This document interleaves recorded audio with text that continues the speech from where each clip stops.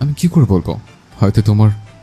আরোহী অধীরের গলা চেপে ধরে নিজের মুখের কাছে আনলো, তারপর কড়া গলায় বলে, এটা আমার নয়। কি ভাবেন আপনি? আপনি একা জ্ঞানী আর বাকিরা বোকা? এই লিপস্টিকের দাগ আমার নয়, আর আমার এমন লিপস্টিকও নেই। তাহলে আপনার গায়ে এটা কোথা থেকে আসলো? আর এই আপনার শরীরে অন্য কারো গন্ধ কেন? আপনি কি ঠকাচ্ছেন আমায়? জানে মেরে ফেলবো একদম। অধীর আরোহীর এমন তেজের আগে কখনো দেখেনি, দেখবে কি করে? কখনো আরোহী এতটা জ্যালাস হয়নি, তবে আজ কেন? অধীর কিছু বলতে যাবে তখনই আরোহী বলে, আপনি আমায় ঠকাবেন না তো অধীর? আমি সত্যি বলছি, আমি মরে যাব। আপনার সাথে আমি কাউকে কল্পনা করতে পারি না। বলেন না অধীর, আমায় ঠকাবেন না প্লিজ। আমি কিন্তু মরে যাব। অধীর আরোহীর হাত ঝাড়া দিয়ে ফেলে দিল, উঠে যেতে যেতে বলে, তুমি আমায় বিশ্বাস করো না, তাই না? অধীর উঠে যায়। আরোহী তার পিছু পিছু যায়, পেছন থেকে জড়িয়ে ধরে বলে, যাদের প্রতি আমরা দুর্বল হই কেন জানি তারাই আমাদের প্রতি অমানবিক হয়। অধীর, আপনি এমনটা করবেন না তো। অধীর চুপ থাকলো। আরোহী আবারও ডাকলো, আপনার চুপ থাকাটা কষ্ট দিচ্ছে আমায়। আরোহী, স্টপ ইট। আরোহীকে নিজে থেকে সরিয়ে ওয়াশরুমে চলে যায় অধীর। ছলো ছলো দৃষ্টিতে আরোহী তাকিয়ে থাকলো অধীরের দিকে। বিছানায় ঠেস লেগে বসলো সে। তারপর নিজের মনে মনে বলে, আমার এতটা তুচ্ছতা ছিল করে না অধীর। ভালোবাসি বলেই আপনার কাছে নত হই আমি। বারবার ফিরে আসি আমি। যদি কখনো আমার আত্মসম্মানে আঘাত আসে তবে ফিরেও তাকাবো না আমি আপনার দিকে। আরোহী মাথায় হঠাৎ কেন জানি একটা জিনিস আসতো। উঠে দাঁড়ায় অধীর, ওয়াশরুমে পা বাড়িয়ে অধীরের ল্যাপটপটা নিল, কাঁপা কাঁপা হাতে টাইপ করলো। অবাক করার বিষয় হলো লকটা খুলে গেল।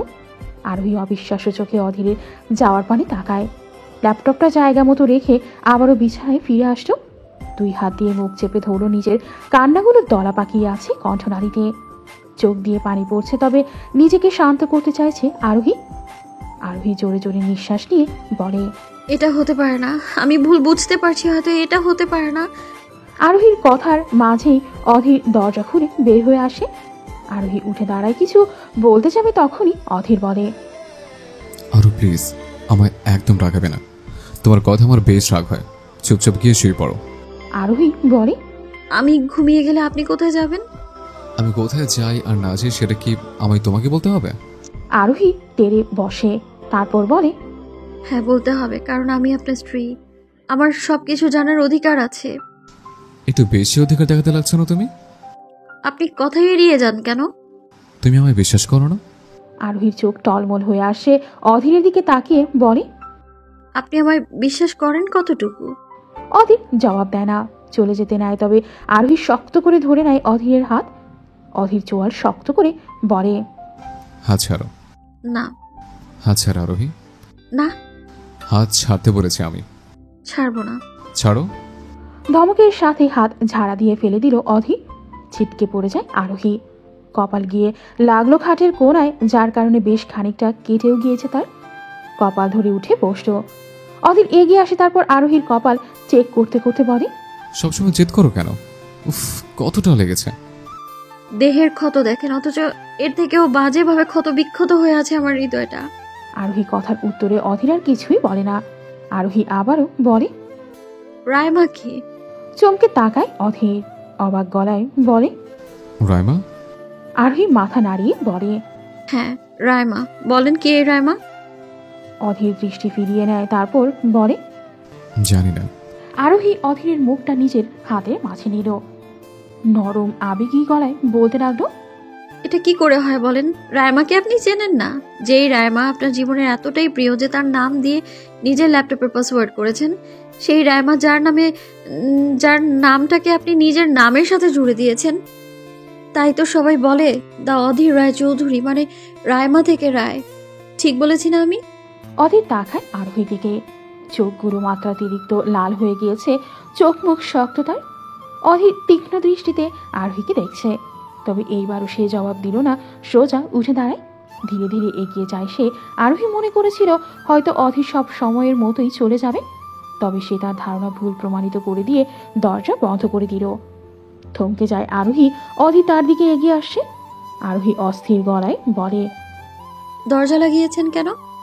অধীর কোনো কথা বলে না, নিজের শার্টের হাতা ফোল্ড করতে লাগলো। আরোহী তা দেখে বলে, দরজা কেন বন্ধ করেছেন? ক্রমাগতভাবে অধীর এড়িয়ে আসছে তার দিকে। আরোহীর ভয় হলো অধীর বুঝি তাকে আবারও মারবে। আরোহী বলে, কি হলো, কথা বলছেন না কেন? দরজা কেন বন্ধ করলেন? অধীর কোনো কথা না বলেই শার্টের হাতা গোটাতে গোটাতে এগিয়ে আসছে আরোহীর দিকে। আরোহী ভয় পায় নিশ্চয়ই আবারও তাকে আঘাত করবে অধীর। ভয় নয় বরং কষ্টে কেঁপে উঠল আরোহী। অধীরকে আরোহী কাঁপা কাঁপা কণ্ঠে বলে, এগিয়ে আসছেন কেন? কথা বলেন, এগিয়ে কেন আসছেন? আরোহী পিছিয়ে যেতে লাগলো। পিছিয়ে যেতে যেতে খাটের সাথে লেগে যায় সে, কান্না জড়িত কণ্ঠে বলে, আপনি আবার আঘাত করবেন তাই না? অধীরের শীতল দৃষ্টি নিবদ্ধ আরোহীর মুখশ্রীতে। ঠান্ডা শীতল কণ্ঠে আরোহী চোখের দিকে তাকিয়ে বলে, শখের নারী আমার তুমি। হাজারবার বলবো না, একবার বলবো, থেকে যাও। কথাটা বলেই অধীর আরোহীকে জড়িয়ে ধরল। তার গলায় মুখ ডুবিয়ে দিল। চোখ বন্ধ করে নেয় আরোহী। অনিচ্ছা সত্ত্বেও তার হাত অধীরকে জড়িয়ে ধরে। নিজের সাথে আঁকড়ে ধরল তার শখের পুরুষকে। গভীর নিঃশ্বাস নিচ্ছে দুজনেই। আরোহী অধীরকে বলে, আপনি ভালোবাসেন আমায়? অধীর কিছু বলে না। আরোহী আবারও বলে, বলেন না, ভালোবাসেন আমায়? অধীর মুখ তুলে তাকায় আরোহীর দিকে। চোখে চোখ রেখে শান্ত কণ্ঠে বলে, কি মনে হয়? আরোহী উত্তর করল, মনে তো হয় অনেক কিছুই, তবে আমি শুনতে চাই আপনার মুখ থেকে। অধীর আরোহীর চোখে চোখ রেখে বলে, তা শোনার ক্ষমতা এখনো তোমার হয়ে ওঠেনি আরো। আপনার মুখে ভালোবাসি কথাটা শুনে যদি আমার মৃত্যুও হয় তবে কোনো আফসোস নেই। ভয় পাও না মরতে? বেঁচে আছি কোথায়? অধীর কেমন দৃষ্টিতে তাকায় আরোহীর দিকে। আরোহী ছলো ছলো দৃষ্টিতে তাকিয়ে আছে তার দিকে। এই চোখে কিছু একটা আছে যা ক্রমাগত অধীরকে শেষ করে দিয়েছে। থাকতে পারল না সে সেই দৃষ্টিতে চেয়ে থাকতে। অধীর চোখ ফিরিয়ে নেয় সে। প্রসঙ্গ বদলে বলে, রাত অনেক হয়েছে, ঘুমাবে, চলো। আরোহী আর কিছুই বলে না। অধীর আরোহীকে নিয়ে শুয়ে দিল। আরোহী শুয়ে পড়ে। অধীর উঠে গেলেই আরোহী তার হাত চেপে ধরে। অধীর তাকে জিজ্ঞেস করে, কি হয়েছে? আরোহী বলে, আপনার বুকে একটু মাথাটা রেখে ঘুমোতে দেবেন? অধীর খানিকটা সময় চেয়ে থাকলো, তারপর লাইট অফ করে দিয়ে সোজা বিছানায় চলে আসে। আরোহীর মাথাটা নিজের বুকের সাথে জড়িয়ে ধরল। চোখ খোলা আরোহীর মনে অনেক প্রশ্ন তার, তবে সে বলতে ব্যর্থ। অধীর তার কোনো কথার জবাব দেবে না, এই জন্য আর নিজের মুখের বাক্য ব্যয় করবে না সে। চুপচাপ শুয়ে থাকলো। তার মনটা কেমন কুড়াচ্ছে আবারও। কোনো বিপদের সংকেত হয়তো। তবে এইবার কি হবে? আরও খারাপ কিছু নাকি? আরোহী ভয়টা শুধু অধীরকে হারিয়ে ফেলার, আর যাই হোক না সে অধীরকে হারাতে চায় না। সে তো সত্যিই অধীরকে ভালোবেসে। সে কি পারবে অধীরের শূন্যতা সহ্য করতে? সকাল 10টায় ঘুম ভাঙল আরোহীর। আজ একটু বেশি দেরি করে উঠছে সে। চোখ খুলতেই অধীরকে দেখল না সে। চোখ মুখ কুঁচকে বলে, এই সময় কোথায় গেল? আরোহী উঠে ফ্রেশ হয়ে নেয়। অধীরকে খুঁজতে নিচে যায়। ডাইনিং রুমে কেউ নেই, সবটাই শুনশান লাগছে তার কাছে। আরোহী হাঁটতে হাঁটতে পুরো বাড়ি খুঁজে নিল, তবে অধীর কোথাও নেই। আরোহী চিন্তায় পড়ে গেল, অধীর তাকে ছেড়ে চলে যায়নি তো? এই ভাবনায় হন্তদন্ত হয়ে খুঁজতে লাগলো সে। তবে না, কোথাও খুঁজে পেল না অধীরকে সে। আরোহী খুঁজতে খুঁজতে ক্লান্ত হয়ে যায়। ডাইনিং টেবিল থেকে পানি নিয়ে মুখে তুলতেই গা ঘুরিয়ে এলো তার। পানির গ্লাসটা রেখেই ছুটে যায় ওয়াশরুমের দিকে। গল গল করে বমি করে দিল। বমি নয়, খালি পেট হওয়ার কারণে শুধু পানিটুকুই বেরিয়ে এসেছে। আরোহী পানির ছিটা দিল চোখ মুখে। জোরে জোরে বার কয়েক শ্বাস নিল সে। বুকে হাত দিয়ে বলে, হঠাৎ এত ক্লান্তি লাগছে কেন? আরো কাঙ্ক্ষিত পুরুষের কণ্ঠস্বর শুনতেই ছুটে যায় আরোহী। অধীর ফোন দেখতে দেখতে তাকে রাখছে। আরোহী কোনো কথা না বলেই পেছন থেকে অধীরকে জড়িয়ে ধরে। থমকে যায় অধীর। ফোনটা আলতো করে পকেটে ঢুকিয়ে নেয়। আরোহী বলে, কোথায় ছিলেন আপনি? অধীর ঘুরে তাকায়। আরোহী কপালে ভিজা ছোট্ট ছোট্ট চুলগুলোকে কানের পেছনে গুছিয়ে দিতে দিতে বলে, কোথায় আর থাকবো বলো, সব সময় তো তোমার মনের মাঝেই থাকি। আরোহী লজ্জা পেল। অধীর আরোহীর নাক টেনে বলে, ওরে কি লজ্জা। আচ্ছা, আজ রাতে আমার সাথে যাবে, তুমি রেডি থেকো। কোথায় যাবেন? একটা সারপ্রাইজ আছে তোমার জন্য। কি সারপ্রাইজ? সেটা তো বলা যাবে না তোমায়। না প্লিজ বলেন না। হুম, একদমই না। এটা কিন্তু ঠিক না। কোনটা ঠিক আর কোনটা ব্যাঠিক তা তুমি জানো না, তাই কথা না বলে রাতে রেডি থেকো। আরোহী মাথা নাড়ালো। অধীর তার কপালে একটা ভালোবাসার পরশ দিয়ে চলে যায়। আরোহী লাফিয়ে উঠল। তার যে কি খুশি লাগছে, এখন আর কি তা বলা যায়। আরোহী বলে, কত মজা হবে। আমার কষ্ট বুঝি এখন শেষ। আমার যে সুখ সুখ লাগছে এখন। আমি তো পৃথিবীর সবচেয়ে সুখী নারী। হাসতে হাসতে অনুষ্কার ঘরে যায়, কিন্তু অবাক করা ব্যাপার হলো অনুষ্কা কেন বাড়িতে কেউ নেই। আরোহী একজন সার্ভেন্টকে জিজ্ঞেস করে। বাড়ির সবাই কোথায় গিয়েছে জানেন? সার্ভেন্টটি ভদ্রতার সাথে বলে। সবাই বাইরে গিয়েছে, কাল সকালে ফিরবে। আর আমাদেরকে স্যার ছুটি দিয়েছেন, আমিও এখন চলে যাব। আরোহী অবাক হয়ে বলে। কেন হঠাৎ সবাইকে একসাথে ছুটি দিল কেন? আরোহী আর কিছু বলে না। চৌধুরী বাগি এখন পুরোটাই নিস্তব্ধ।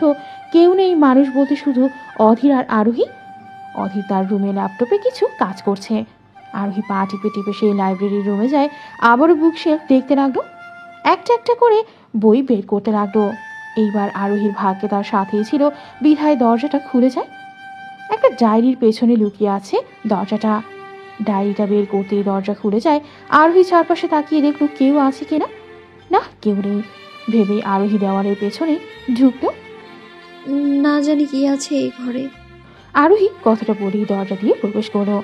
রুমে আসতেই অবাক হয়ে যায় আরোহী। বিশাল এক রুম এটা, খালি, তবে এখানে বেশ কিছু পেন্টিং রাখা আছে, একটা গিটার, তার সাথে কয়েকটা খেলনাও আছে। আরোহী সবকিছু ঘুরে ঘুরে দেখতে লাগলো। অদ্ভুত ধরনের পেন্টিং, এর আগে কখনো দেখেনি সে। একটা বিশাল লম্বা পেন্টিং দেওয়ালে ঝুলে আছে। আরোহী তার সামনে যায়। অসম্ভব সুন্দরী এক নারী হাসি মুখে দাঁড়িয়ে আছে। লাল শাড়িতে বেশ সুন্দর লাগছে তাকে। আরোহী ছবিটা দেখতে দেখতে বলে। কে এই মহিলা? আরোহী ছবিটা ভালো করে দেখতেই তার মধ্যে লেখা একটা নাম চোখে পড়ল। চমকে যায় আরোহী, অবাক গলায় বলে। এই সেই রায়মা? আরোহী মাথায় হাত দিয়ে বলে। কিছুই মাথায় আসছে না, এগুলো কি? আরোহী পাশের দেওয়ালে তাকাতেই চোখ কপালে উঠে যায়। পুরো সাদা দেওয়াল জুড়ে লাল কালো কালি দিয়ে লেখা আছে মিস রায়মা, মিস রায়মা। অধীর মিস রায়মা। আরোহী কিছু বুঝল না, এই সবের মানে কি। তাহলে কি ওনার জীবনে অন্য কেউ আছে? রাত তখন বাজে 9টা। বসার ঘরে সোফায় বসে আছে অধীর, অপেক্ষা তার আরোহীর জন্য কখন সে আসবে। অধীর বেশ সময় ধরেই অপেক্ষা করছে। অধীর এবার বিরক্ত হয়ে ডাকলো। আরোহী, আর কত সময় লাগবে তোমার? কথাটা বলেই সিঁড়ির দিকে তাকিয়ে থমকে যায় সে। বিনা বাক্যে দাঁড়িয়ে যায় অধীর। আরোহী অধীরকে নিজের দিকে এমন করে তাকিয়ে থাকতে দেখে খানিকটা লজ্জা পায়। মাথা নিচু করে তার দিকে এগিয়ে আসে। অধীর এক মনে আরোহীকে দেখেই যাচ্ছে। আজ আরোহী কালো জর্জের শাড়ি পরেছে। চুলগুলো ছেড়ে দেওয়া, কালো শাড়ির সাথে ম্যাচ করে কালো পাথরের চুড়ি, কালো হিল, মুখে হালকা সাজ, চোখে বেশ কাজল পড়েছে আরোহী। লাল লিপস্টিক, অসম্ভব লাগছে তাকে। অধীরের চোখ যেন সরছেই না তার থেকে। ফর্সা গায়ের ওপর কালো শাড়ি অসাধারণ লাগছে। অধীর বুকে হাত দিয়ে বলে। উফ, মেরেই ফেললে আমার জান, এদিকে আমার সর্বনাশ। আরোহী লজ্জা পেয়ে যায়, অধীরের দিকে তাকিয়ে বলে। এখন দেরি হচ্ছে না? অধীর মাথা ঝাঁকিয়ে বলে। না, তোমাকে মন ভরে না দেখা অবধি সময় সেখানে থমকে থাকবে। আরোহী লাজুক হাসল। অধীর মন ভরে আরোহীকে দেখতে লাগলো। আরোহী অন্যদিকে তাকিয়ে বলে। অনেক হয়েছে, এবার চলুন। হুম। আরোহী বিরক্তির চোখে তাকাতেই অধীর নড়ে চড়ে উঠল। নিজের এক হাত বাড়িয়ে দিল। আরোহী কোনো দিক না তাকিয়ে সেই হাত ধরে নেয়। অধীর তাকে নিয়ে হাঁটা দৌড়ো বাহিরের দিকে। আরোহী পিছ ফিরে একবার পুরো বাড়িটাকে দেখলো। কেমন যেন মনে তার ছটফট করছে। আরোহী পাত্তা দিল না। তারা দুজন গাড়িতে উঠল। তবে অবাক করার বিষয় হলো এইবার গাড়িতে ড্রাইভার নেই। আর অধীর বডিগার্ড আর ড্রাইভার ছাড়া বের হয় না কখনো। তবে আজ কেন? হয়তো আরোহীর সাথে একা সময় কাটাতে চায়, সেই জন্যেই। আরোহী নিজেকে বোঝালো। অধীরের দিকে তাকিয়ে মুগ্ধ হয়ে এলো সে। মুখের কোণে হাসি ফুটে উঠল তার। অধীর আজ আরোহীর সাথে ম্যাচ করে কালো শার্ট আর কালো প্যান্ট পরেছে। বুকের অংশের কয়েকটা বোতাম খুলে রাখা। এতে করে উন্মুক্ত হলো ফর্সা বুকের বেশ খানিক অংশ। আরোহী অধীরকে দেখতে দেখতে হঠাৎ প্রশ্ন করলো। এত সুন্দর কেন আপনি? অধীর হাসলো তার দিকে না তাকিয়েই বলে। তুমি মুগ্ধ হবে, তাই আমি সুন্দর। আরোহী ফিক করে হেসে উঠল। আরোহী হাসতে হাসতে প্রশ্ন করে। আচ্ছা, কোথায় যাচ্ছি আমরা? অধীর ড্রাইভিং করতে করতেই বলে। গেলে দেখতে পারবে। উফ, আপনি এত রহস্যময় কেন বলেন তো? অধীর কিছু বলল না, বরং গাড়ি ঘুরিয়ে নিতে নিতে খালি গলায় গান ধরল। এই পথ যদি না শেষ হয় তবে কেমন হতো তুমি বলো তো। অধীরকে অবাক করে দিয়ে আরোহী বলে। কেমন হতো? আমাদের কিছু বাচ্চা হতো। আরোহী চোখ মুখ কুঁচকে নেয়। অধীর তা দেখে ঠোঁট কামড়ে হাসল। আরোহী বিরক্ত নিয়ে বলে, আপনি এত উদ্ভট কথাবার্তা কবে থেকে বলা শিখেছেন? অধীর বলে, এগুলো তোমার কিছু উদ্ভট লাগে? হ্যাঁ।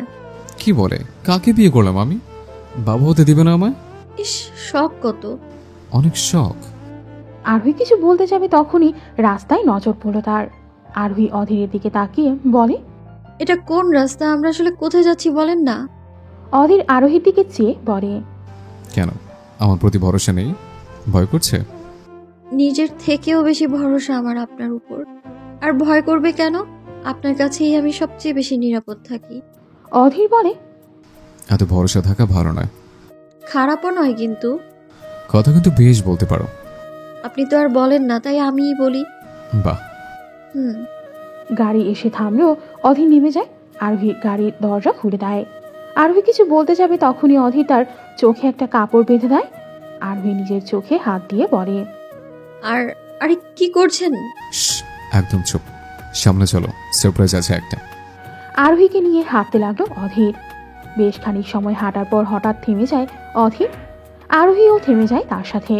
আরোহী চোখ বন্ধ রাখা অবস্থায় বলে, কি হলো, থামলেন কেন? অধীর আরোহীর পিছু দাঁড়ায়। তার কাঁধে নিজের থুতনি রেখে বলে, আমরা এসে বলেছি। আরোহী হাসল। অধীরকে দেখে বলে, তাহলে আমার চোখটা খুলুন এখন। অধীর মাথা নাড়িয়ে বলে, না, এখন না, আরেকটু পর। আরোহী অধৈর্য হয়ে বলে, আর কত সময়? আমার তো আর তর্স হয়েছে না। অপেক্ষা করো প্রিন্সেস, অপেক্ষার ফল মিষ্টি হয়। আরোহী বলে, আমার বেশি মিষ্টি পছন্দ নয়, টক ঝাল খেতেই ভালো লাগে আমার। আরোহীর কথা শুনে অধীর হাসল। তারপর নিজের হাত ঘড়িতে চোখ বুলিয়ে বলে, okay, then are you ready for my special surprise? Arohi ঠোঁট এলিয়ে হাসল। তারপর বলে, ইয়েস। অধীর চোখের বাঁধন খুলতে খুলতে বলে, 5 4 3 চোখের বাঁধন খুলে তারপর বলে। 2 আরোহী অধীরের দিকে তাকায়, ইশারায় বলে। কি? তবে অধীর হাসতে হাসতে বলে। and 1। আরোহী কিছু বুঝে ওঠার আগেই লাইট জ্বলে উঠল। আরোহীকে সামনের দিকে ঘুরিয়ে ধরল অধীর। আরোহীর কাঁধে নিজের মুখ নিয়ে ফিস ফিস করে বলে, হ্যাপি বার্থডে। থমকে যায় আরোহী। চোখ যেন ছলছল হয়ে ওঠে তার। অধীর মুখ তুলে তাকায়, ইশারা করে সামনে তাকাতে। আরোহী তাকায়, এটা একটা রেস্টুরেন্ট। তাদের সামনেই একটা টেবিলে ক্যান্ডেল লাইট ডিনারের আয়োজন করা আছে। তার পেছনের দেওয়ালে একটা বোর্ড, যেখানে বড় বড় অক্ষরে লেখা হ্যাপি বার্থডে আরোহী। আরোহী কোনো অনুভূতি প্রকাশ করতে পারছে না, শুধু ফ্যালফেল করে সবটা দেখছে। অধীর আরোহীকে নিজের দিকে ঘুরিয়ে জড়িয়ে ধরল। আরোহী এখনো বাকরুদ্ধ হয়ে আছে। অধীর আরোহীর মুখটা নিজের হাতের মাঝে নিয়ে তারপর বলে, কি হলো, কথা বলো। আরোহী অধীরের দিকে তাকিয়ে কাঁপা কাঁপা কণ্ঠে বলে, আজ আমার জন্মদিন। অধীর মাথা নাড়িয়ে বলে, আজ তোমার জন্মদিন? কেন, তুমি জানতে না? আরোহী মাথা নাড়ায়, যার মানে সে জানতো না। আরোহী অধীরকে ধরে তারপর বলে, আমার জন্মদিন কখনো মনে রাখার মতো ছিল না। কেউ কখনো মনেও করেনি, কেউ কখনো সেলিব্রেটও করেনি, তাই আমারও মনে থাকতো না এই দিনটা। তবে আপনার কিভাবে মনে থাকলো? আর এসব আপনি করেছেন? হ্যাঁ। আরোহী কেমন নড়ে উঠল, হাত পা অবশ হয়ে আসতো, হয়তো অতিরিক্ত খুশির কারণে। আরোহী অধীরকে জড়িয়ে ধরে বলতে লাগলো, থ্যাংক ইউ, থ্যাংক ইউ। আমি বলে বোঝাতে পারবো না আমি কতটা খুশি। আপনি আমায় এত বড় সারপ্রাইজ দেবেন আমি ভাবতেও পারিনি। অধীর আরোহীকে বলে, এর থেকে বড় সারপ্রাইজ অপেক্ষা করছে। কি সেটা? আরোহী খুশিতে আত্মহারা হয়ে গলে। আরো সারপ্রাইজ আছে? অধীর মাথা নাড়ায়। আরোহী অধীরের গলা জড়িয়ে ধরে বলে, কোথায় সেটা? অধীর খানিকটা ভাবু ভঙ্গিতে বলে, হয়তো আমার পকেটে আছে, বের করে দে। আরোহী কপাল কুঁচকে বলে, পকেটে? অধীর মাথা নাড়ায়। আরোহী কিছু বলবে তখনই তার নাক টেনে ধরে বলে, বোকামে, এখন কি সবকিছু দেখতে হবে নাকি? একটু অপেক্ষা করো। আরোহী মন খারাপ করে বলে, ঠিক আছে। অধীর আরোহীর মন খারাপ দেখে বলে, আরে আরে মন খারাপ করছে কেন? এখন যা আছে তাকিয়ে দেখবে। চলি, চলো কেক কাটে। আরোহীর দিকে এক হাত বাড়িয়ে দিল অধীর। আরোহী তার হাতে হাত রেখে এগিয়ে গেল। সোজা অধীর তাকে নিয়ে টেবিলের সামনে এসে দাঁড়ায়। আরোহী সেখানেই টেবিলে একটা চকলেট কেক রাখা। অধীর তার হাতে একটা নাইফ ধরিয়ে দিল। আরোহী কেকটা কেটে প্রথমে অধীরকে খাইয়ে দেয়। অধীর আরোহীকে। তবে আজ আরোহী মনটা খুশি হওয়ার কথা থাকলেও কেন জানি মনটা রাখছে। কিছু খারাপ একটা হবে হয়তো। তবে আরোহী এসব ভাবতে চায় না। তার অধীর আছে, আর কিছু তার চায় না, আর লাগবেও না। অধীর থাকলেই যেন আরোহী সারা পৃথিবীর সব কিছু পেয়ে গিয়েছে। আরোহী নিজেও হয়তো জানে না অধীরকে সে কতটা ভালোবাসে, কতটা চায় অধীরকে তার মন। অধীর হাত বাড়িয়ে দিল। আরোহী হাত ধরতে একটানে নিজের বুকের সাথে মিশিয়ে নিল সে। আরোহী অধীরের চোখে চোখ রেখে ইশারায় বলে, কি? অধীর আরেক হাত বাড়িয়ে দেয়। আরোহী সেই হাতটা ধরো। এক হাত অধীরের কাঁধে, অন্য হাত হাতে তার হাত। অধীর কাউকে ইশারা করতেই সেখানে সব লাইট অফ হয়ে যায়। আরোহী আর অধীরের উপর একটা লাইট তাক করা হয়। চারপাশ থেকে হালকা মিউজিকের ধ্বনি আসছে ভেসে। তার সাথে তাল মিলিয়ে নাচছে দুজন। আরোহী অধীরের মুখটার দিকেই তাকিয়ে আছে। তা দেখে অধীর বলে, কি হলো? কি দেখছো? আরোহী মাথা নাড়ায়। তারপর অধীরের দিকে তাকিয়ে বলে, কিছু না, এমনি। না, কিছু তো আছে, বলো বলো। আরোহীর চোখ ছলছল করছে। সে নিজেকে শান্ত করে বলে, না, কিছু না। অধীর আরোহীর মুখটা দুই হাতের মাঝে আগলে নিয়ে বলে, আমি বলবে না? আরোহীর চোখ দিয়ে টপ টপ করে এক ফোঁটা জল গড়িয়ে পড়ল। অধীর তা দেখে বলে, কি হলো আরো? তুমি কান্না করছো? আরোহী কিছু বলে না। অধীরকে জড়িয়ে ধরে কান্না করতে করতে বলে, আমি সত্যিই অনেক ভাগ্যবতী, কারণ আমি আপনার মতো একজন জীবনসঙ্গী পেয়েছি। বলেন তো এমন ভাগ্যে কয়জনের আছে? আমি এতিম মেয়ে হয়েও এত ভালোবাসা, এত যত্ন পাচ্ছি, এটা কয়জনের ভাগে থাকে বলেন তো? আপনি আমার অতি শখের পুরুষ, যার কাছে আমি সব থেকে বেশি নিরাপদ, যার কাছে আমি ভালোবাসা কি তা জেনেছি। আমায় কখনো ছেড়ে যাবেন না তো? অধীরের দিকে তাকিয়ে কথাটা বলে আরোহী। অধীর আরোহীর দৃষ্টিতে দৃষ্টি মিলিয়ে থাকতে পারল না। কিছু একটা তো আছে এই চোখে, তাই তো এই মেয়ের চোখের দিকে বেশি সময় তাকিয়ে থাকা যায় না। অধীর কিছু বলে না। তাই আরোহী আবারও বলে, আমি শুনতে চাই না আপনি আমায় ভালোবাসেন, আমি তো দেখতে চাই যে আপনি আমায় কতটুকু ভালোবাসেন। অধীর কিছু বলল না। আরোহীকে জড়িয়ে রাখে নিজের সাথে। আরোহী অধীরকে জড়িয়ে রাখা অবস্থায় হঠাৎই তার মাথায় একটা কথা আসলো। এত কিছুর মাঝে এই জিনিসটা সে ভুলে গিয়েছে। হঠাৎ হাসি ফুটে উঠল তার মুখে। তবে তা অধীরকে দেখাল না। অধীর আরোহীকে সোজা করে দাঁড় করিয়ে বলে, চলো খাবার খাবে, অনেক লেট হয়ে গিয়েছে। আরোহীর হাত ধরে তাকে চেয়ারে বসায় অধীর। আরোহী অধীরকে বলে, আপনি বসবেন না? অধীর বলে, হ্যাঁ, তবে আজ তোমাকে খাবার পরিবেশন করবে দা অধীর রায় চৌধুরী। আরোহী এক ভ্রু উঁচি করে বলে, কি বলেন? ও মা গো, আমি তো অনেক ভাগ্যবতী তাহলে। অধীর হাসটো। এক এক করে খাবার টেবিলে দিয়ে গেল। আরোহী সবগুলো খাবার দেখছিল। হঠাৎ আরোহীর নজরে গেল অধীরের দিকে। অধীর এক কোণে দাঁড়িয়ে আছে। আরোহী একটু ঝুঁকে দেখতে লাগলো অধীর কি করছে। আরোহী উঠে দাঁড়ায়। অধীরের পেছনে দাঁড়িয়ে বলে, কি করছেন? আরোহীর ডাক শুনে থতমত খেয়ে যায় অধীর। আরোহীর দিকে ঘুরে দাঁড়িয়ে বলে, কোথায়? কিছু না, চলো চলো খাবার খাবে।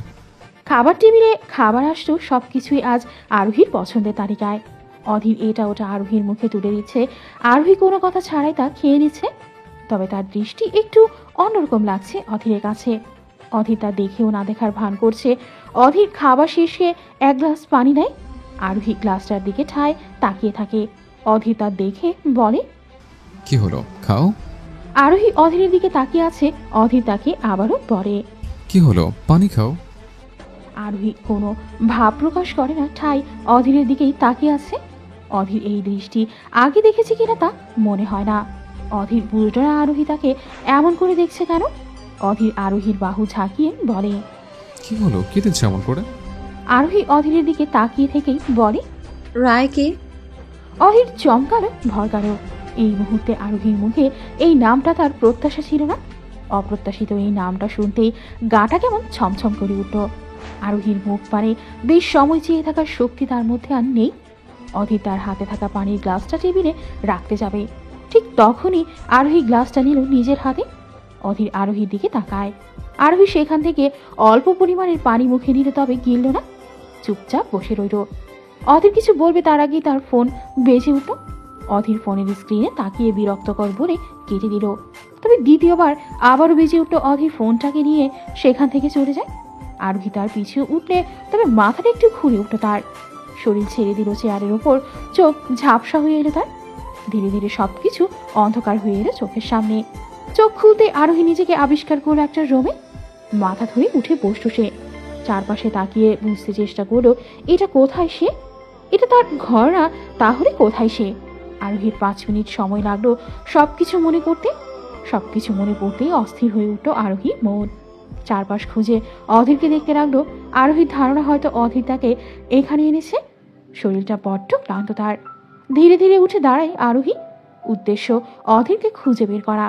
তাকে জানতে হবে আরোহীর কথা। আরোহী নিজের মাথায় হাত দিয়ে হাঁটতে লাগলো। দরজা খুলে বাহিরে আসলো। হাঁটতে হাঁটতে কোথায় যাচ্ছে কে জানে। আরোহী বিড় করে বলে, উনি কোথায়?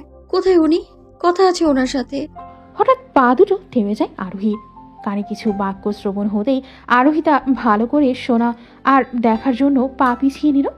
তখনই সামনে থাকা দরজার ফাঁক দিয়ে সব স্পষ্ট হলো। থমকে যায় আরোহী। রুমের মধ্যে থাকা দুজনকে দেখে আর থাকতে পারে না সে। রুমের দরজা খুলে যায়। ভেতরে থাকা দুজন তা বুঝতে পারেনি। আরোহী অবাক হয় অধীরকে দেখছে।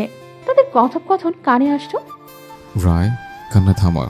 রায় প্লিজ, আমি কখনো তোমায় ছেড়ে যাব না তো, প্রমিস। এরে প্লিজ কান্না থামাও, তোমার চোখের পানি আমার সহ্য হয় না। রায়। মেয়েটা অধীরের বুকে থেকেই কান্না করতে করতে বলে, না না, তুমি এমন করতে পারো না। তুমি সব কিছু ভুলে গেলেও আমি চাইনি। তুমি আরোহীকে নিয়ে সংসার কি করে করছো? অধীর রায়ের চোখের পানি মুছে বলে, না জান, আমি তোকে ভুলে যাইনি, আর না ভুলে গেছে আমাদের অতীত। আমাদের শুধু আরোহীকে ব্যবহার করছে। জানিস তো, ও কষ্ট পেলে তার চেয়ে দ্বিগুণ আনন্দ আমার হয়। ওর চোখের পানি আমার মন ঠান্ডা করে দেয়। আমার প্রতিশোধ পূর্ণ করার জন্য ওর সাথে অভিনয় করতে হবে আমার। জানি না কতদিন, তবে যতদিন পর্যন্ত না। শব্দ করে এক চর বসিয়ে দিল আরোহী। অধীর সহ রায়ও অবাক হয়ে যায়। আরোহীর অধীরের গালে আরেকটা চর বসিয়ে দেয়। শরীরের সব শক্তি দিয়ে বোধহয় অধীর স্তব্ধ হয়ে দাঁড়িয়ে আছে। এটা তার প্রত্যাশা ছিল না। আরোহীকে এমন করে চর মারতে দেখে দাঁড়িয়ে থাকা মেয়েটা আরোহীর দিকে তেড়ে এসে বলে, এই, তোমার সাহস তো কম না? তুমি অধীরকে চর মারলে? কে তুমি? আরোহী কোনো কথা না বলেই মেয়েটার গালে সজোরে চর বসিয়ে দিল। মেয়েটা গালে হাত দিয়ে অবাক। অধীর এবার এসে আরোহীকে চর মারল, যার কারণে আরোহী মুখ থুবড়ে পড়ে যায় মাটিতে। গালে হাত দিয়ে অবাক চোখে খানিক সময় তাকিয়ে থেকে উঠে দাঁড়ায় নিচ থেকে। মেয়েটা অধীরের কাছে এসে তাকে জড়িয়ে ধরে বলে, অধীর, কে এই মেয়ে? আরোহী এবার বলে। আমারও ঠিক একই প্রশ্ন, কে এই মেয়ে? মেয়েটা আরোহীর কথা শুনে অধীরের দিকে তাকিয়ে বলে, ও, তো তুমি সেই মেয়ে। তুমি আরোহী, তাই না? মেয়েটার মুখে নিজের নাম শুনে আরোহী অবাক হয়ে বলে, হ্যাঁ, আমি আরোহী। তবে তুমি কে? আর আমার স্বামীর সাথে তোমার কি সম্পর্ক? তার সাথে একই ঘরে কি করছিলে তুমি? মেয়েটা কিছু বলতে যাবে তখনই অধীর আরোহীকে শক্ত করে চেপে ধরে। ব্যথা অনুভব করলো আরোহী। আরোহী নিজেকে ছাড়াতে চেষ্টা করে বলে, ছাড়ো না আমায়। অধীর চোয়াল শক্ত করে বলে। এখনই রায়মার কাছে ক্ষমা চাও। আরোহী অবাক হয়ে বলে, রায়মা? এই সেই রায়মা যার জন্য আপনি এতটা পাগল? রায়মা কান্না করে বলে, কি বলছে ও? অধীর, তুমি কিছু বলছো না কেন? আমি কোন মেয়ে? আরোহী চেঁচিয়ে বলে, তুমি একটা বাজে মেয়ে। তোমার জন্য আমার সংসারে অশান্তি সবকিছু। তোমাকে আমি ছাড়বো না। আরোহী রায়মাকে কিছু বলতে যাবে তখনই অধীর তাকে টেনে ধরে। আবারও সজোরে তাকে চর মারল সে। আরোহী এবার সোজা বিছানায় পড়ে যায়। বেশ ব্যথা পেয়েছে সে। আরোহী অনেক কষ্টে উঠে বসে বলে, আপনি এই বাইরের মেয়ের জন্য আমায় চড় মারলেন?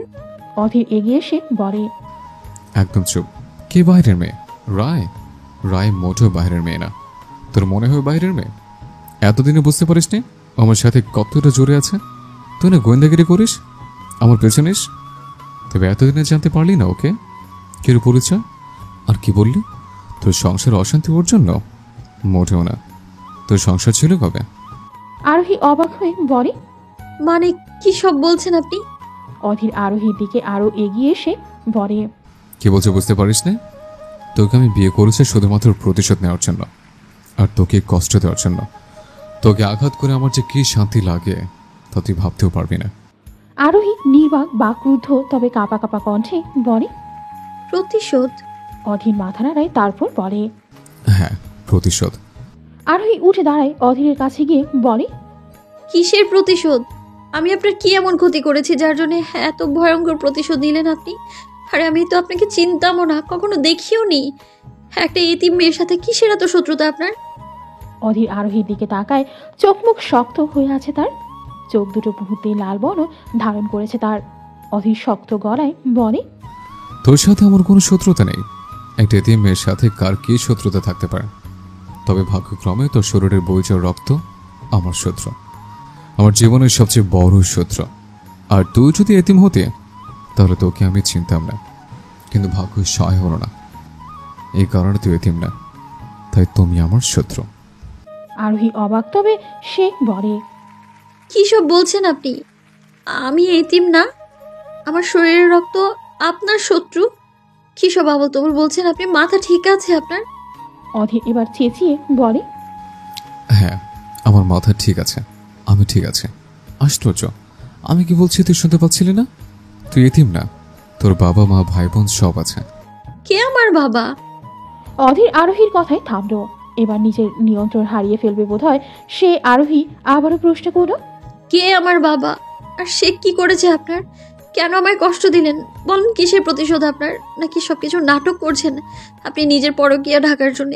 আমি শুধু একটা ছেলের সামনে গিয়েছি, তাতেই আপনি আমার এই কি অবস্থা করেছিলেন মনে নেই? আর যদি আমি তার সাথে একই ঘরে আপনার ওদের মতো থাকতাম তখন? আরোহী, চিৎকার করবেন না মিস্টার অধীর চৌধুরী। আরোহী রায়মার দিকে তাকিয়ে বলে, ও সরি, ভুল হয়েছে। অধীর চৌধুরী নয়, বরং অধীর রায় চৌধুরী। আপনি তাকে এতটাই ভালোবাসেন যে নিজের নামের সাথে তার নামটাও জুড়ে দিয়েছেন। কেন করলেন আপনি এমন? আরোহী কান্না করলো, চোখ দিয়ে টপ টপ করে পানি পড়ছে তার। আরোহী রায়মার দিকে তাকিয়ে বলে, তুমি তো একটা মেয়ে, তাই না? কি করে পারলে নিজে একটা মেয়ে হয়ে আরেকটা মেয়ের জীবন নষ্ট করতে? একবারও কি তোমাদের বুক কাঁপেনি? আরোহী এগিয়ে আসতো অধীরের কাছে, অধীরের গালে হাত দিয়ে শান্ত গলায় বলে, আপনার এত রেপুটেশন কোথায় চলে যাবে? আপনাকে তো মানুষ টপ বিজনেসম্যান নয়, বরং একজন চিটার বলবে। অধীর আরোহীর গালে চেপে ধরলো, দাঁতে দাঁত চেপে বলে, আমাকে কি তোর বাপের মতো চরিত্রহীন মনে হয়? খবরদার অধীর রায় চৌধুরী, আমার বাবাকে নিয়ে কিচ্ছু বলবেন না। ও মা, তোর বাবা করলেই দোষ নেই, আর আমরা বললেই দোষ। আরোহী নিজেকে অধীর থেকে ছাড়াতে ছাড়াতে তাচ্ছিল্যের স্বরে বলে, ঠিকই বলে মানুষ, তার নিজের কৃতকর্মের জন্য ঘৃণায় মন থেকে উঠে যায়। অধীর কপাল কুঁচকে বলে, বাপ বেটে দেখি এক, দুজনেই নাটকবাজ। এই, বন্ধ কর তোর নাটক, আর চোখ মুছে গাড়িতে গিয়ে বস। আরোহী নিজেকে ছাড়িয়ে বলে, আপনি কি মনে করেছেন আমি এখন আপনার সাথে থাকবো? অধীর কপাল কুঁচকে বলে, তো কোথায় যাবি তুই? যাওয়ার জায়গা আছে তোর?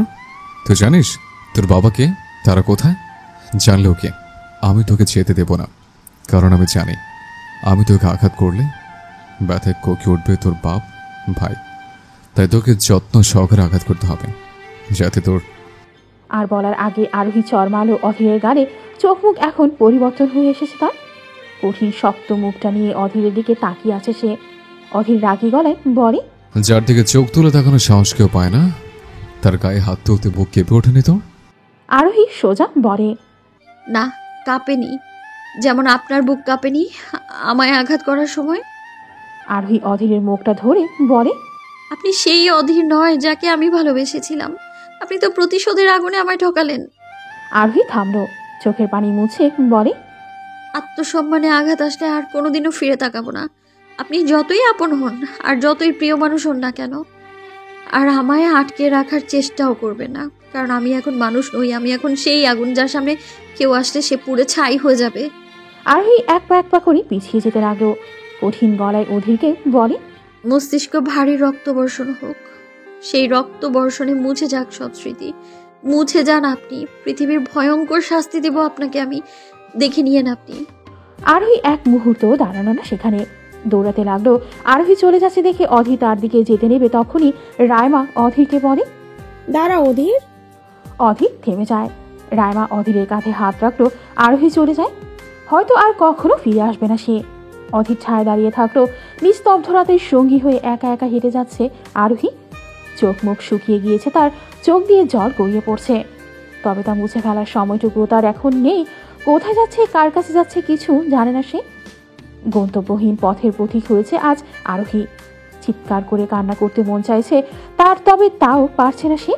মন মস্তিষ্ক সবকিছু এলোমেলো হয়ে গিয়েছে এখন।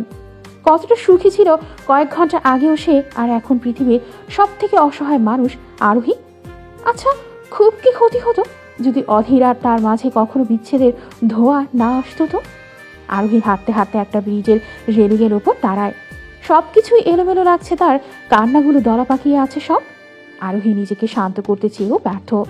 আরোহী রাতের অন্ধকার আকাশটার দিকে তাকিয়ে বলে, সুখ জিনিসটা এতটা দাম কেন হয়? ছোটবেলা থেকে কষ্ট, লাঞ্ছনা, অপমান সবকিছু পেয়ে বড় হয়েছি আমি, কখনো কারো কাছে মূল্য পাইনি। তারপর আমার জীবনে সে আসলো। জানো কে এসেছিল? আমার ডেভিল হাজবেন্ড। ভেবেছিলাম সে আমায় অনেক সুখী করবে, তবে এখন দেখি সে আমার সবচেয়ে বড় কষ্টের কারণ। যার বুকে নিজেকে নিরাপদ মনে করতাম, সেই আমায় এইভাবে ছুঁড়ে মারবে কে জানতো। আরোহী কান্না করতে লাগলো, কিন্তু এখন কান্নাগুলো তার সাথে বেইমানি করছে। বুক ফেটে যাচ্ছে, তবুও চোখ দিয়ে জল গড়িয়ে পড়ছে না। এ তো অন্য যন্ত্রণা। আরোহী নিজেকে শান্ত করলো, চোখে মুখে আকাশের দিকে তাকিয়ে বলে, আত্মসম্মান নিয়ে চলে আসা দরকার। সব জায়গায় গাছের মতো নিজেকে বিস্তার করলে ডাল তো ভেঙে যায়। আমি নিজেকে সম্পূর্ণভাবে আপনার হাতে তুলে দিয়েছিলাম, আর আপনি কি করলেন? যাক, বাদ দিন। এতদিন আপনি কি করেছেন আর না করেছেন সেগুলো বাদ। এখন এই আরোহী কি করবে তা শুধু দেখবেন আপনি। আরোহী উঠে দাঁড়িয়ে হাঁটা ধরল রাস্তার দিকে। মাঝ রাস্তায় গাড়ির কড়া আলো চোখে পড়তেই চোখ ঢেকে নেয়, তবে সেখানেই সব অন্ধকার হয়ে আসে তার। শরীর ছেড়ে দিল রাস্তায়, রক্তে লাল হয়ে পড়ল আরোহী রাস্তার মাঝখানে। মাথায় তীব্র যন্ত্রণা অনুভব করতেই চোখ মুখ কুঁচকে এলো আরোহী। চোখ বন্ধ থাকা অবস্থায় মাথায় হাত দিয়ে মৃদু চাপ আর্তনাদ করে উঠতেই কেউ একজন ছুটে এলো হন্তদন্ত হয়ে। অস্থির কণ্ঠে কিছু একটা বলছে সেই অজ্ঞাত ব্যক্তিটি, তবে ঘুমের ঘোরে এখনো না গাটার কারণে সবকিছু অস্পষ্ট লাগছে আরোহীর কাছে। মাথায় হাত দিয়ে উঠে বসলো সে। কেউ একজন খুব যত্ন সহকারে তাকে বালিশের সাথে ঠেস লাগিয়ে বসতে সাহায্য করলো। আরোহী মাথায় হাত দিয়ে পিট পিট করে চোখ খুলে প্রথম চোখ যায় তার সামনে দাঁড়িয়ে থাকা অস্থির নয়নের দিকে। চমকায় আরোহী, তীব্র থেকে তীব্রতর বুকের বা পাশটা কেঁপে উঠল। অদ্ভুতভাবে তার কষ্টটা যেন এক অজ্ঞাত ব্যক্তিটি অনুভব করছে। আরোহী চমকায়, তার সামনেই অস্থির নয়নে দাঁড়িয়ে আছে মধ্যবয়সী মহিলা। লাল একখানা শাড়ি পরিহিত, সারা শরীরের আভিজাত্যের ছোঁয়া। মুখটা কেমন মলিন হয়ে আছে, চোখে জল টলমল করছে তার। আরোহীর হঠাৎ মায়া হলো মহিলাটির জন্য। তীব্রতর কষ্ট অনুভব করল সে। নাম না জানা সম্পূর্ণ অজানা একজোড়া চোখের পানি তার সহ্য হচ্ছে না। আরোহীর সবেমাত্র জ্ঞান ফিরেছে, রাতের কথা তার এখনো মনে আসেনি, তাই তো অবুঝের ন্যায় পড়ে ওঠে। আপনি কান্না কেন করছেন? মহিলাটি কান্নাজড়িত কণ্ঠে বলে। সন্তান কষ্টের মধ্যে থাকলে মা তো কান্না করবে। চমকায় আরোহী অবাক গলায় বলে, মা? হ্যাঁ মা। আরোহী প্রশ্ন করে, কার মা? মহিলাটি আরোহীর সামনে বসলেন। আরোহীর মুখটাকে দুহাতে আগলে নিয়ে বলে, তোমার মা। আমার মা?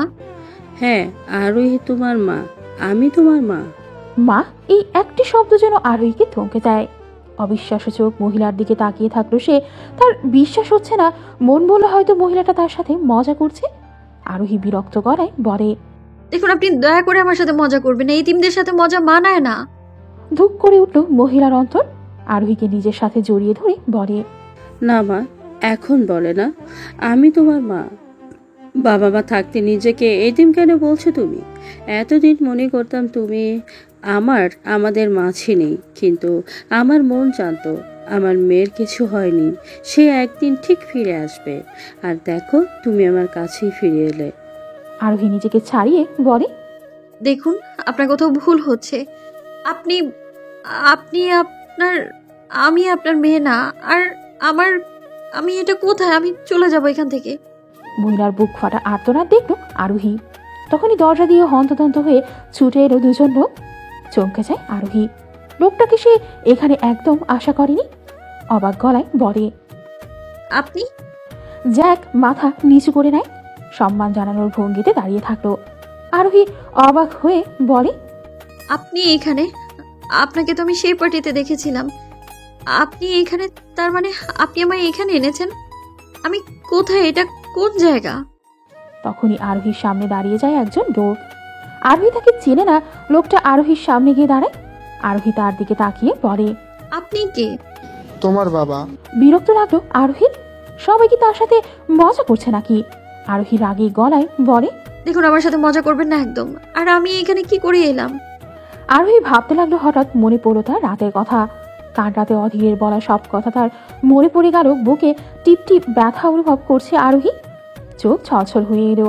আরোহীর চোখের পানি দেখে লোকটা অস্থির গলায় আরোহীকে চোখের পানি মুছে দিয়ে বলে, প্রিন্সেস, আমার প্রিন্সেস কান্না করছে কেন? বলো না প্রিন্সেস, কি হয়েছে তোমার? কষ্ট হচ্ছে? ডাক্তার ডাকবো? জ্যাক, ডাক্তারকে আসতে বলো, আমার মেয়ের কষ্ট হচ্ছে। নিজের ব্যথায় ব্যথিত হতে দেখে অবাক হয় আরোহী। মনে পড়লো অধীরের বলা কথা। তোকে কষ্ট দিয়ে আমি নিচে শান্তি পাই। তার কষ্টে অধীর কখনো কষ্ট পেত না। তবে এই মানুষ দুটো তার জন্য কান্না করছে, তারা সত্যিই তার বাবা মা। জ্যাক ডাক্তার ডাকলো। আরোহী লোকটাকে বলে, আপনি কি সত্যিই আমার বাবা? লোকটা আরোহীর মুখটা আগলে ধরে বলে, হ্যাঁ প্রিন্সেস, আমি তোমার বাবা, তুমি আমার মেয়ে। আমি তোমার বাবা আশিক খান, আর এই যে তোমার মা আরবি খান, তুমি আমাদের মেয়ে। আরোহী অবাক হয়ে আশিক খানকে বলে, কিন্তু আমি তো এতিম। আর আর মাথা প্রচন্ড ব্যথা অনুভব করতে জ্ঞান হারিয়ে ফেলে আরোহী। আরবি খান চিৎকার করলো। ডাক্তার আরোহীকে একা থাকতে বলেন। সবাই রুম থেকে বেরিয়ে যায়। ডাক্তার আরোহীকে চেক করে বেরিয়ে এসে বলেন, দেখুন, মাথায় বেশি আঘাত না পেলেও উনি বেশ দুর্বল। আমি কিছু টেস্ট করেই তারপর সব বলবো। যদি উনি এখন সুস্থ, তবে ওনার এখন সম্পূর্ণরূপে বেড রেস্ট দরকার। ওনার শরীর অনেক দুর্বল। ওনাকে কোনো প্রকার চিন্তা করতে দিবেন না প্লিজ। আর ওনার শরীরের জখমগুলোর জন্য নিয়মিত মেডিটেশন দিতে হবে। আমি এখন গেলাম, ওনাকে চিন্তা থেকে মুক্ত রাখুন। জ্যাক ডাক্তার নিয়ে চলে যায়। আরবি খান আর আশিক খান রুমের মধ্যে যায়। আরোহী চোখ খুলে তাকায়। বলা আছে অনেক কিছু, তবুও চুপচাপ শুয়ে আছে। আরবি খান আরোহীর মাথায় হাত বুলিয়ে দিচ্ছেন। আশিক খান জানালার বাইরে তাকিয়ে থেকে বলতে লাগলেন, আমি আশিক খান, এই দেশের টপ 5 জন বিজনেসম্যানের মধ্যে একজন আমি। টপ থাকা আমার নেশা। বাবার ব্যবসা ধরেই আছি আমি। তোমাদের দাদার সবচেয়ে কাছের বন্ধু ছিল আলতাফ চৌধুরী। তাদের বন্ধুত্ব এতটাই গভীর ছিল যে তারা নিজেদের সম্পর্ককে বজায় রাখতে তাদের ছেলে মেয়েদের বিয়ে দেওয়ার কথা বলে রাখলেন। আলতাফ চৌধুরীর একমাত্র মেয়ে ছিল রাইমা। মেয়েকে বড্ড ভালোবাসতেন তিনি। রাইমা বাবা ভাইয়ের সাথে বিজনেস দেখাশোনা করত। রাইমার সাথে বিয়ে ঠিক ছিল তোমার ছোট চাচা আতিকের। আতিক স্বাস্থ্যভাবে একটু রাগী হলেও মন তার অনেক ভালো। সবকিছুই ঠিকঠাক চলছিল। বিয়ে হলো রাইমা আর আতিকের। বিয়ের 2 দিন পর হতে না হতেই সবাই জানতে পারলো রাইমা সন্তান সম্ভবা। সবার মাথায় আকাশ ভেঙে পড়ল। আতিক তখন বাড়ি ছিল না। রাইমার দাবি যে বাচ্চাটা নাকি আতিকের। তারা নাকি বিয়ের আগে থেকেই একটা সম্পর্কের মধ্যে ছিল। আতিক সেখানে উপস্থিতি না থাকায় কারণ কেউ তার কথা বিশ্বাস করেনি। তোমার দাদার রাগের বশে রাইমাকে বাড়ি থেকে বের করে দিল। রাইমা ছিল প্রচুর জেদি মহিলা। সে তার বাবার কাছে গিয়ে আতিকের নামে নালিশ করলো। বহু বছর বন্ধু হয়েও সে আমাদের উপর হামলা করলো। আতিকের উপর তাদের প্রথম আক্রমণ ছিল। গাড়ি ভাঙচুর করে আতিকের লাশ বানিয়ে দিয়েছিল। রাইমার ভাই আতিকের দোষ এটাই ছিল যে কোনো রাইমার মিথ্যেকে সত্যি বলে না। আশিক খান চুপ করে যান। বয়স আনুমানিক 50-এর বেশি হবে তার। তবুও চোখে মুখে এখনো তিনি সুঠাম যুবক। কালো রঙের স্যুটে তাকে খান পরিবারের কর্তা বলেই মনে হচ্ছে। আরোহী আশিকের কাছে জানতে চাইল। তারপর আশিক এসে আরোহীর পাশে বসলো। আরোহীর মাথায় হাত বুলিয়ে দিয়ে বলতে লাগলো, আতিকের মৃত্যু তো ওদের শান্তি মিলল না। আতিকের মৃত্যুর খবর শুনেই বাবা হার্ট অ্যাটাক করে আমাদের ছেড়ে চলে যান। সবকিছু এলোমেলো হয়ে গিয়েছিল। আমাদের এতদিন ধরে বন্ধু বেশে থাকা আলতাফ চৌধুরী নিজের আসল রূপ দেখালো। আমাদের থেকে আমাদের সব ব্যবসা সরিয়ে নিতে লাগলো। রাস্তায় ফকির বানিয়ে ফেলার উপক্রম করে তুললো। মাত্র 4 বছরের মাথায় 5 বছরের সময় আমাদের ঘর আলো করে তুমি আসলে। সেদিন আমি আমার বিজনেসম্যানের চেয়ারটা আবার ফিরে পাই। তুমি হলো আমাদের জন্য অনেক সৌভাগ্যবান জিনিস। আমার মা তুমি। আরোহীর কপালে আলতো করে চুমু খেয়ে কথাটা বলে আশিক খান। আশিক খান আবার বলতে লাগলেন, আমাদের সেই সুখটা হয়তো আর সহ্য হলো না উপরওয়ালার। সেদিন ছিল আতিকের মৃত্যুবার্ষিকী। সেই উপলক্ষে আমরা সপরিবারে আমাদের গ্রামের বাড়ি গিয়েছিলাম। ফিরে আসার পথে থমকে যায় আশিক খান। চোখ দুটো ছলছল করে উঠল আরবি খানেরও। আরোহী জিজ্ঞেস করে, কি হয়েছিল পথে? আশিক আরোহীর দিকে তাকিয়ে বলেন, সে এক ভয়ঙ্কর দুর্ঘটনা মা, যা মনে পড়লে আমার শরীরে কাঁটা দিয়ে ওঠে। রাস্তা দিয়ে ফেরার পথে একটা ভয়ঙ্কর অ্যাক্সিডেন্ট হয়। আমাদের গাড়িটা আমাদের নদীর মধ্যে পড়ে যায়। সবাইকে আমরা পেলেও তোমাকে আমরা খুঁজে পাই না। 3 দিন অবধি তন্ন তন্ন করে খুঁজেছি, তবুও কোথাও তোমাকে পাই না। তখন তোমার বয়স মাত্র 1 মাস। আরোহী চমকায়, অবাক গলায় বলে, তার মানে আমি নদীর তীরে ভাসতে ভাসতে এতিমখানার সামনে পড়েছিলাম? আশিক খান মাথা নাড়িয়ে বলে, হ্যাঁ প্রিন্সেস, এটা আমাদের ভাগ্য বলে বা তোমার সৌভাগ্য বলো। তারা তোমাকে পেয়ে যায়। তাদের কাছে বড় হতে লাগলে তুমি। আরোহী মাথা নত করে নেয়। এত বড় পরিবারের মেয়ে হওয়া সত্ত্বেও সে একটা এতিমখানে বড় হয়েছে। আশিক খান আরোহীর মুখটা তুলে বলেন, আর দেখো ভাগ্য কি সুন্দর, আজ আমি তোমাকে আবার পেয়ে গেলাম। আরোহী আশিককে বলে, তাহলে আপনি আমার বাবা? হ্যাঁ মা, আমি তোমার বাবা। আরোহীকে জড়িয়ে ধরলেন আশিক। আরোহীকে বলেন, মা, একবার আমাকে বাবা বলে ডাকো না। আরোহী আশিকের বুকে মাথা রেখে ডাকল, বাবা, আরেকবার বলো মা। বাবা। কান্না করে দিল আরোহী। তার সাথে আরবি খান ও আশিক খানকে আরোহী বলে, তোমরা কোথায় ছিলে এতদিন? কেন এলে না আমার কাছে? জানো বাবা, আমি কতটা একা ছিলাম। সবার বাবা মা আসতো, তবে আমার বাবা মা আসতো না কখনো। সবাই আমায় বলে এতিম বলে কত কথা শোনাতো। জানো, তোমরা কেন এলে না আমায় নিতে? আশিক খান তার মেয়ের মাথায় হাত বুলিয়ে দিয়ে বলে, না মা, কান্না করো না। এখন তো আমরা এসে পড়েছি। এতদিন আমরা জানতাম না তুমি আছো কি না, তবে এই দিন। আরোহী বলে, তুমি আমায় পেলে কি করে বাবা? অধীরের পার্টিতে যাওয়ার কারণে জ্যাক আমাকে তোমার সম্মুখে বলে। তোমার ছবি দেখেই আমার মনটা কেন কু ডাকছিল। সন্দেহ হতে আমি খোঁজখবর নিতে লাগলাম। এতদিনের খোঁজখবর নেওয়ার পর জানতে পারলাম তুমি আমার কেউ না, আমার মেয়ে। আরোহী বলে, আর এই জন্যই উনি আমায় বিয়ে করেছেন? আশিকের চোয়াল শক্ত হয়ে এলো। হ্যাঁ, প্রতিশোধ নেওয়ার জন্য আধির তোমাকে বিয়ে করে। আধির যেন যায় তুমি আমার মেয়ে। তোমাকে আঘাত দিয়ে আমাদের কষ্ট দিতে চাইছিল, আর সে সক্ষম হলো। আমাদের মেয়েটার কি অবস্থা করেছে ও। ওকে আমি ছাড়বো না, আধিরকে আমি ছাড়বো না। নিজের ফুপির প্রতিশোধ নেওয়ার জন্য এইসব করেছে ও। আরোহী থামলো। এই মুহূর্তে তার মাথায় আসলো না সে রাইমার আর কিসের প্রতিশোধ। কারণ আতিক তো মারা গিয়েছে, তাহলে অধীর কিসের প্রতিশোধ নিচ্ছে? আর রাইমার বা কোথায় এখন? তবে মাথায় আসলো কাল রাতে দেখা হওয়া রাইমার কথা। আরোহী বলে, বাবা, রায়মা অধীরের ফুপি হয়? আশিক মাথা নাড়ায়। আরোহী বলে, তাহলে ওই মেয়েটাকে যে নিজেকে রায়মা বলছিল?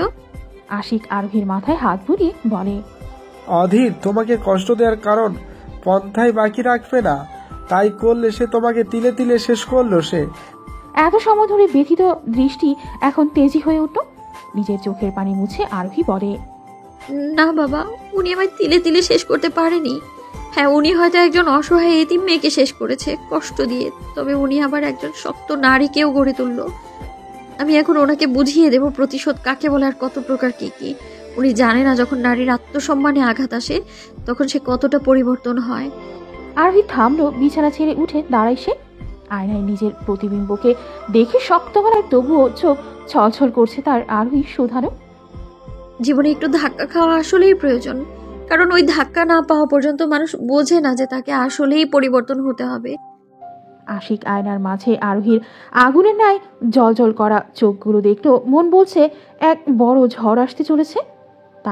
তাকে কিছু করতে হবে। আরোহীকে এখন এখানে রাখা উচিত নয়। আরোহী এখানে থাকলেই বিপদ চলে আসবে। অন্ধকার রুমে দরজা ঠেলে ভেতরে প্রবেশ করলো অধীর। হাতের মধ্যে থাকা জ্বলন্ত সিগারেটটা মাটিতে ফেলে দিল সে। পা দিয়ে পিষে ফেলে সোজা সোফায় ধপ করে বসে পড়ল সে। কপালের উপর এক হাত ঠেকিয়ে জোরে জোরে নিঃশ্বাস নিচ্ছে সে। বড্ড এলোমেলো লাগছে অধীরকে। শরীরের জড়িয়ে আছে কাল রাতে সেই শার্ট। চোখগুলো এলোমেলো হয়ে আছে তার। অধীর সারা রাত বাড়ি ফেরেনি, সবেমাত্র এসেছে সে। কোথায় ছিল, কার সাথে ছিল, কেউ জানে না। তবে আরোহীর খোঁজ করেনি সে, একদমই করবে না। কেন করবে? শত্রুর খোঁজ করবে খবর কে রাখে শুনি? অধীর চোখ বুঝে শান্তির নিঃশ্বাস নিচ্ছিল, তখনই তার কানে বাজতে লাগলো। ডেভিল হাজবেন্ড, আপনি কখন বাড়ি ফিরলেন? চোখ খুলে চারপাশে খুঁজে কোথাও কণ্ঠের মালিককে সে পেল না। আর পাবি বা কোথায়? সে ব্যক্তিটা তো কবেই তার থেকে দূরে চলে গিয়েছে। অধীর জোরে জোরে নিঃশ্বাস নিল, ধীর গলায় বলে, আমার তো খুশি হওয়ার কথা, আরোহী আমাকে ছেড়ে চলে গিয়েছে, কিন্তু আমার এত কেন কষ্ট হচ্ছে? বুকের বাবসে চিনচিন ব্যথা অনুভব করতে পারছে। ঘরটা এমন খালি খালি লাগছে কেন? অধীর শুকনো ঢোক গিলে চারপাশে চোখ বুলিয়ে নিজেকে শান্ত করল সে। কঠিন গলায় বলে, আমি তো ডেভিল, তাই না? আমার মন বলে কিছুই নেই। যেখানে মন নামক কোনো জিনিস নেই, সেখানে পিছু টান বলতে কোনো শব্দ নেই। তোমাকে আমি আবার নিজের কাছে আনবো আরোহী, কাজ আমার প্রতিশোধ এখনো তো পূর্ণ হলো না। তুমি আরো জানানো যে এখনো বাকি আছে মাই লাভ, অ্যান্ড তোমাকে নিয়ে একটা যুদ্ধ করতে এখন আমার হলো না। So are you ready sweetheart? এতদিন তো প্রেম খেলা খেললাম, এখন না হয় ঘৃণা নিয়েই প্রেম করা যাক। বুকের বাঁ পাশে ছুরিটা কি করে চালাতে হয় তা যদি না শিখি, তবে আপনার হৃৎপিণ্ডকে ক্ষত বিক্ষত করব কি করে অধীর? হাতে থাকা ছুরিটা দেখতে দেখতে কথাটা বলে আরোহী। সারা রুমে অন্ধকার। আরোহী হাতের মধ্যে ধরে আছে একটা ছোট ধারালো ছুরি। সেটাকে এদিক সেদিক ঘুরিয়েই দেখছে সে। না জানি কি অমন দেখছে সে। আরোহী কঠিন, বড্ড কঠিন তার হৃদয়, যা দেখে অন্তরাত্মা কেঁপে উঠল আরাবি খানের। আশিক খান মনে মনে বেশ খুশি, তার প্রতিশোধ নেওয়ার জন্য তার মেয়ে আছে। আরাবি আর আশিক দরজার আড়াল থেকে সবটাই দেখছেন। আরাবি খান অস্থির গলায় বলেন, আমি একবার নিজের মেয়েকে হারিয়ে ভাগ্যগুণে ফিরে পেয়েছি অনেক বছর পর। এখন আমি তাকে দ্বিতীয়বারের মতো হারাতে চাই না। আপনি ওকে আর কোনো কথা বলবেন না দয়া করে। আশিক খান বলে, তুমি এমন করো কেন আরবি? আরোহী আমার মেয়ে, খান বংশের রক্ত শরীরে। আমার মতো আধির যা করেছে তার জন্য ওর কঠিন শাস্তি হওয়া দরকার। আমি জানি না কিছু, তবে এইবার যদি আমি আমার মেয়েকে হারাই তবে আপনি আমাকেও হারিয়ে ফেলবেন বলে দিলাম। আরাবি খান চলে যান। আশিক খান খানিক সময় দাঁড়িয়ে থেকে কিছু নিয়ে চিন্তা করেন। তার মাথায় খুব বড় একটা ষড়যন্ত্র এসেছে। এটা করতে পারলে তার লাভ আর লাভ। আশিক আরোহীর দিকে তাকায়। তার মেয়ে, তার অস্তিত্ব, সে যাকে এত বছর ধরে পাগলের মতো খুঁজেছে। আশিক খান আরোহীকে নিয়ে অধীরের থেকে দূরে থাকতে চান, আর তিনি তাই করবেন। দরকার পড়লে সে আরোহীকে নিয়ে দেশ ছেড়ে চলে যাবে, কিন্তু আরোহীকে অধীরের হাতে কখনো দিবেন না সে। হাতে থাকা ছুরিটা মাটিতে ফেলে দেয় আরোহী। দু হাঁটুর মাঝে মাথাটা দিয়ে কান্না করতে লাগলো। আরোহী থেমে থেমে কান্না করছে, চোখের পানি থামছে না তার, কিন্তু তাকে থামাতে হবে। আরোহী চোখ মুছে উঠে দাঁড়ায়। হাতে নিল সেই কালো শাড়ি, অধীরের দেওয়া শাড়িটা। মাটিতে ফেলে দিল সে। টেবিলের উপর জ্বলতে থাকা মোমবাতিটা শাড়ির মেঝের উপর ফেলে দিল সে। আরোহী চিৎকার করে বলে, না পাওয়ার মাঝে এত কষ্ট, তা আমি কাকে বোঝাবো অধীর? এমনটা না করলেও পারতেন। তবে যাই হোক, ভেতরে ভেতরে ভেঙে চুরমার হয়ে যাব, তারপরেও কাউকে বলবো না যে আমার কষ্ট হচ্ছে। সব নারী কষ্টে নীরব হয় না, কিছু নারী কষ্টে হিংস্রও হয়ে ওঠে। নারী নাকি যত্নের কাঙাল, তবে আমার বেলায় এমন কেন? আরোহী কথাটা বলেই ছুরিটা ছুঁড়ে মারল মাটিতে। আয়নায় নিজের প্রতিবিম্বটাকে দেখে তাচ্ছিল্য হাসত সে। দুনিয়াটা বড়ই বিচিত্রময়, কখন কি হয় বলা যায় না। এই যে কখনো হাজারো কষ্টের মধ্যেও সুখ পাওয়া যায়, আবার কখনো হাজারো সুখের মধ্যে কষ্ট নিয়ে বাঁচতে হয়। কখনো কান্নার মধ্যে হাসতে হয়, তো কখনো হাসির মাঝেও কান্না করতে হয়। এটা যে প্রকৃতির কঠিন নিয়ম। ভেতরে ভেতরে ভেঙে চুরমার হয়ে যায়, তবুও মুখে বলতে হয় ভালো আছি।